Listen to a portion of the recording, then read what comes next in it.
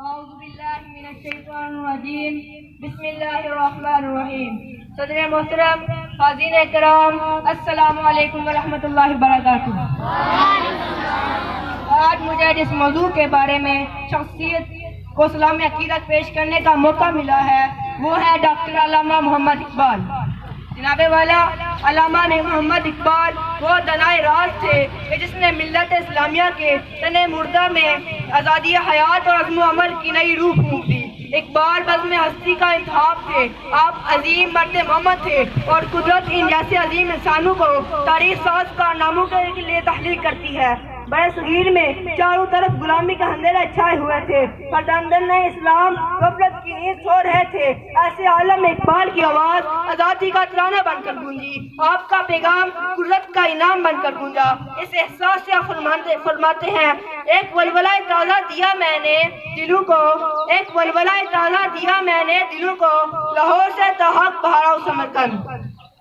جناب صدر، علامہ اقبال شاعر مشرق تھے، حکیم الامت تھے، آپ مرد محمد تھے اور چاہتے تھے کہ برصغیر کا ہر مسلمان ایمان کی تفسیر بن جائے۔ آپ نے اپنی قوم کو ماضی کے نغمے سنائے، اپنے عظیم اسلاف کی شان دکھلائی۔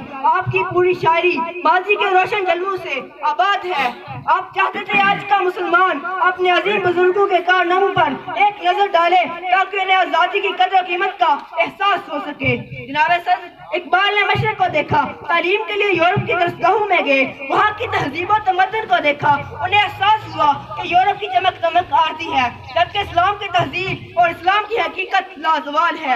آپ کی نظروں میں عشق مصطفیٰ صلی اللہ علیہ وسلم کا نور ایسا بسا ہوا تھا، اس لیے یورپ کی تہذیب آپ کو متاثر کرنے میں ناکام ہوگی۔ چاچے بڑے فخر سے حضور صلی اللہ علیہ وسلم سے محبت کا اظہار کرتے ہوئے فرماتے ہیں، حیران نہ کر سکا مجھے جلوہ دانش فرنگ، حیران نہ کر سکا مجھے جلوہ دانش فرنگ، سرما ہے میری آنکھ کا خاک مدینہ و نجف۔